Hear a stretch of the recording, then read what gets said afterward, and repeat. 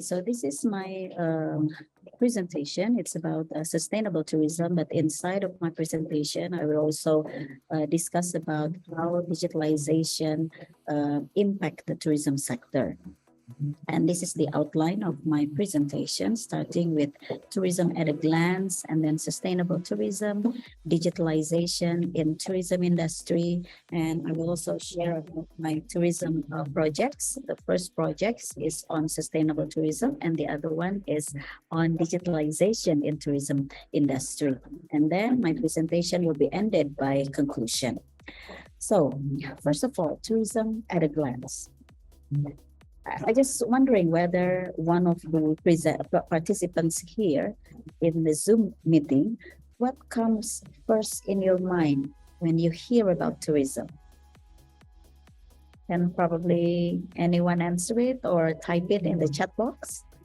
What comes first in your mind speaking about tourism?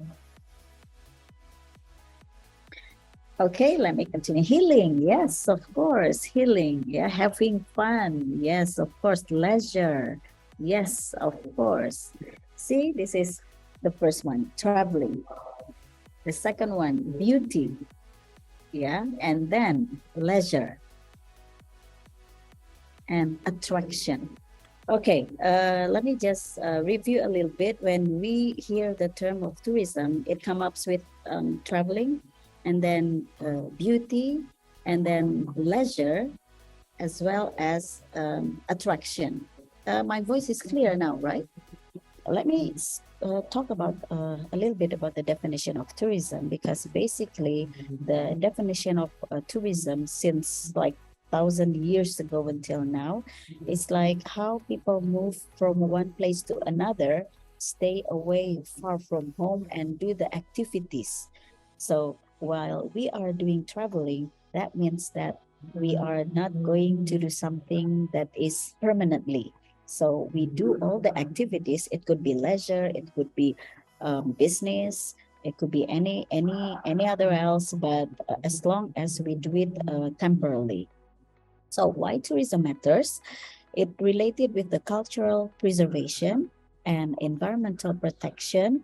Of course, peace and security. Sometimes tourism can be used as a soft diplomacy between countries, G to G, and then it provides jobs, and this will contribute to the economic growth and development. So this is based on the highlight before the pandemic, because since the pandemic, every industry hit so bad. So I talk about the growth of the tourism sector before the pandemic, when the job is 1/10 the job, they're coming from the tourism industry, and then in terms in exports, it reached the 1.6 trillion US dollar, and then it accounts for 10% of the world's GDP, 7% of world's exports, and 30% of services export.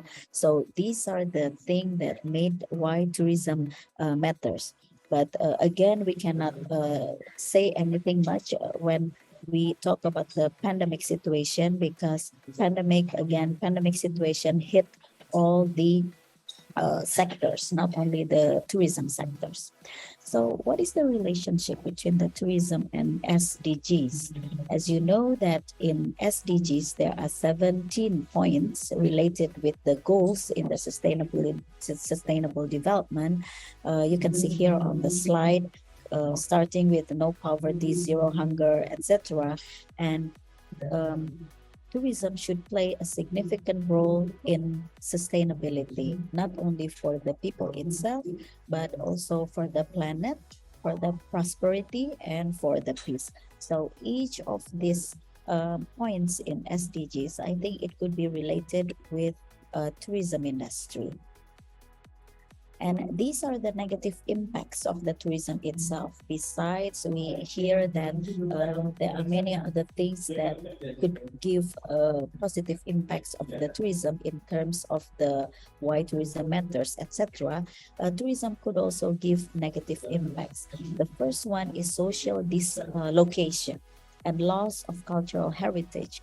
the economic dependence, as well as the environmental degradation, and one of which is a contribution of the tourism sector into the population.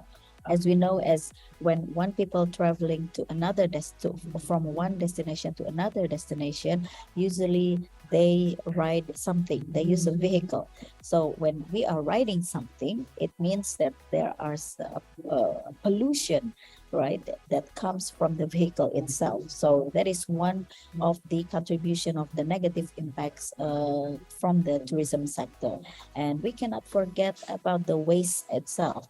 For example, if we go to some destination, tourism destination, we can see a lot of garbage, a lot of trash. That is waste. And if we talk about the hotel industry, there are many waste coming up from the hotel industry. The like the towel that we use, the sheet, the bed linen that we use for the guest room guests, when the hotel needs to clean, to laundry, all of these things, it could produce to the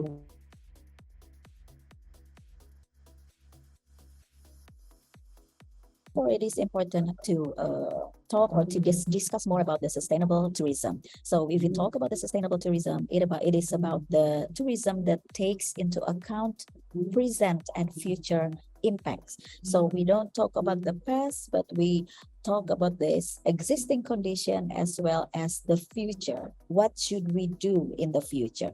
So, for example, this is today is we are living in our generation, so we need to think about the generations in 30 or 50 years from now.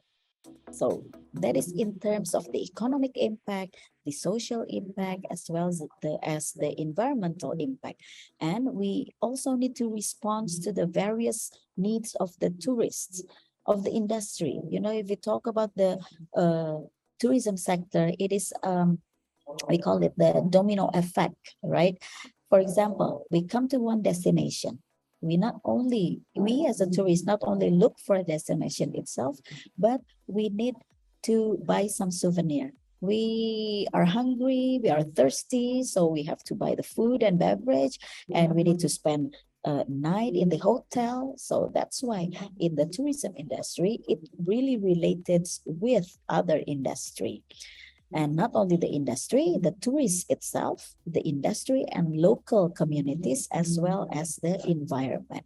So if we talk about the sustainable tourism, right now we are not talking about the quantity tourism, but we are focusing more on quality tourism. So how the quality lies on the tourists, on the industry, as well as how the tourist destination have an impact to the local communities as well as to the environment. So how we will be able to do it? The first one is we have to make optimal use of environmental resources. And this means that it related with the tourism development, maintaining essential ecological process, and also helping to conserve the natural heritage and biodiversity. And the second one is we have to also respect the socio-cultural authenticity. For example, we go to some heritage tourist destination. There are some authenticity that we need to preserve. We need to conserve. For example, probably several months ago, the government tried to limit the tourists that comes to Candi Borobudur. How? They increase the fee to get inside, and there is many, protests from the DMO, from the travel agent, and many other else, because the price is so high. If I'm not mistaken, it reaches like millions to come inside the Candi Borobudur. But one of the reason is to conserve the Candi itself. Okay, so this could contribute to intercultural understanding and tolerance. And the third one is to ensure viable long-term economic operations, providing socio-economics benefits to all stakeholders. If we talk about the stakeholders in the tourism industry, we can talk about the government, and then the tourist itself, and then the businesses, the communities, as well as the media. So we have to cooperate, we have to have a good synergy between all of the stakeholders, because our long-term plan is related with the long-term economic operations. So we're not only talking about the profits, but we also have to provide the socio-economic benefits to all of the stakeholders. Okay, so next is this is the sustainable tourism in terms of the socio-cultural dimension, the environmental dimension, as well as the economic dimension. Probably later on when I share this slide, you can have a deep look of this chart, how the environmental dimension covers all points here, as well as the socio-cultural dimension and then the economic dimension. So it's not something that is very easy and instant to do, but sustainable tourism takes a long process. Okay, here, the sustainable tourism covers three aspects. First is the environment itself. What does that mean? This means that it is related with the activities of persons traveling to and staying in one place, like outside of their usual environment. So we have to take a look of the environment itself, and then the economic and the social factor.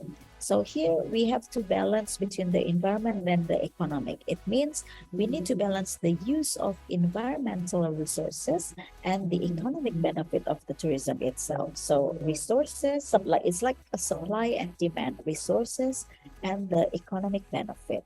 And then when you take a look between the environment and the social, so it means we need to balance the use of the environment resources and changes to the social values. For example, how the cultural aspect can come into one tourism destination because it is brought by the tourist itself, so that there is some acculturation of the culture itself. And the last one is how we balance the economic growth with the development and the impacts of the development on social values. Because sometimes if we are not ready to, for example, to come to jump into another stage, sometimes our value becoming, we don't have a strong value anymore. So we have to balance again between the economic growth and the development of the impacts of development on social values itself. For example, one of the tourism destination is very popular among tourists is Amsterdam or Barcelona. And you know what? The people of Amsterdam itself, they do a protest to the government. The tourists is so much, we cannot do anything because everywhere we see the tourists, and the tourists give not only the positive impacts in terms of the income that the government get, but they also give a bad impact. What the bad impact like what? Yes, some tourists, they don't realize that they're disturbing the environment in the tourism destination. They have their own culture that they don't want to, respect the local culture. So that is one thing that is needed to be concerned when we talk about the sustainable tourism. Okay, so the next point will be how we live in the digital nation right now, with the industrial revolution 4.0, everything become digitalized. And then we see that our government also have a long-term plan to make Indonesia to become Indonesia digital nation. And this is also impact to the tourism industry. And what is the benefit of being digitalized? It leads to the creativity and innovation in tourism. Probably all of you remember that the first year of the COVID pandemic, we cannot do anything in terms of the tourism itself. So the concept of virtual tourism is getting more popular when we can go like in a couple of hours, go to see the destination in the Europe or in East Asia using the technology. So this is what we call by leading to creativity and innovation in tourism itself. And the second one is to facilitate increased customization of visitor experience.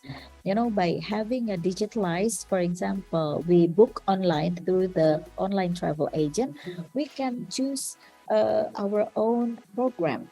We can choose our own flight, we can choose our own hotel based on our budget or based on our interests. Like, for example, I'm an outdoor person, so I will choose the destination that is related with my personality. But for others who like shopping, they will go to some destination which provides many shopping destination. So it really facilitates the customization of the tourist itself and enhance visitor satisfaction. If we have a good experience, then it leads to the satisfaction and inspire new business models. Of course, because everything is becoming digitalized, so the conventional business, it still can be implemented, but they need some adjustment in terms of the business models, the new value chains, as well as the new business ecosystem.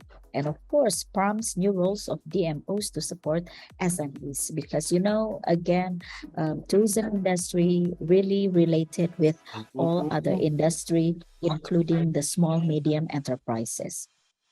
So these are the opportunities, the difficulties, the motivations, and the obstacles in related with the digitalization in tourism. There are some points that we need to understand that opportunity means the expected, what we are expecting from digital technologies, especially for the operation for small medium enterprises. And in terms in the difficulties, if we implement the digital technologies, what is our challenge, right? And then the motivation, why some small medium enterprises seek to digitalize. Is it because of the trend or is it because of the need of the customer itself? And the last one is the obstacles. In when we implement this, what are the obstacles in the future? So these are the points that you could probably later on read some highlights about the opportunities, the difficulties, the motivation, as well as the obstacles. Okay, I hope I still have more times, moderator. Do I still have more times?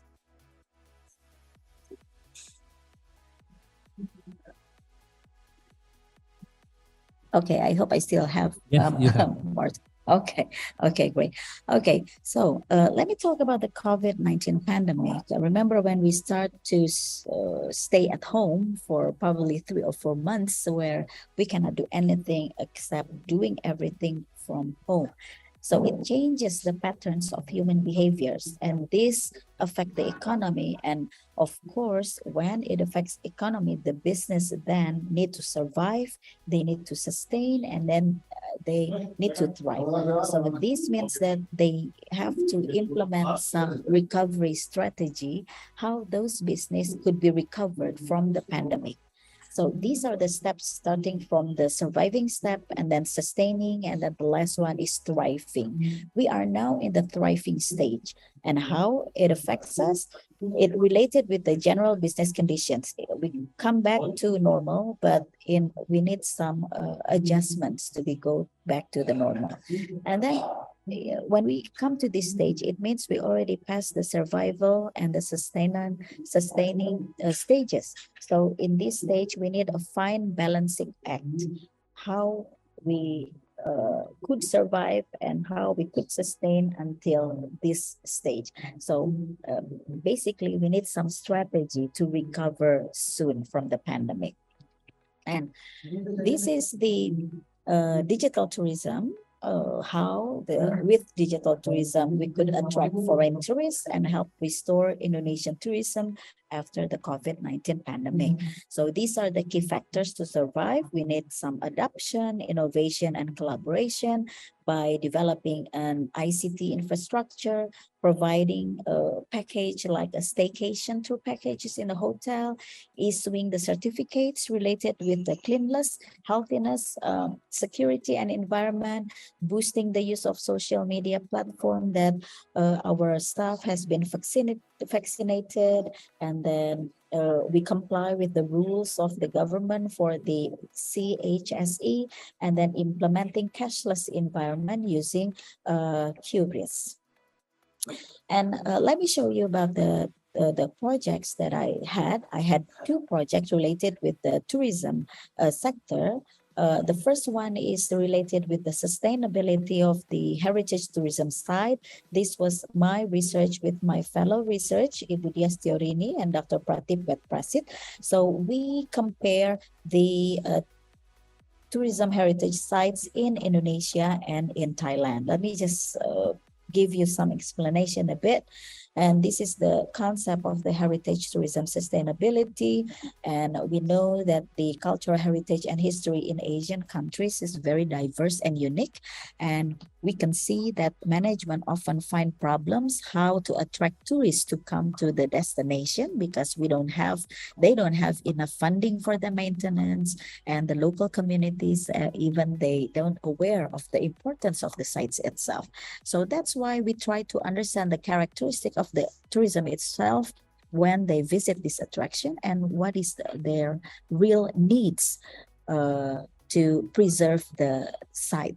So that means that this requires special attention to improve the cultural heritage and history of the sites itself. So these are the multi-years project. The first year we see from the perspective of the demand, and the second year the supply, and then the third year is the sustainability development, and year 4 is come up with the best practices.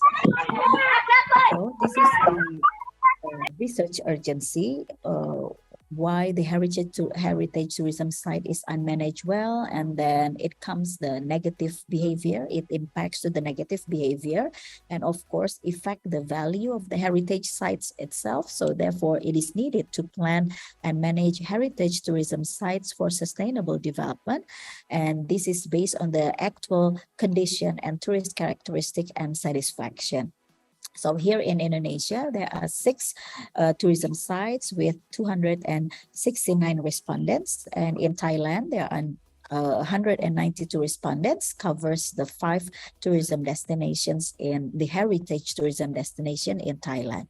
So these are the comparison in terms of the findings. The characteristic of the tourists is either in Indonesia and in Thailand.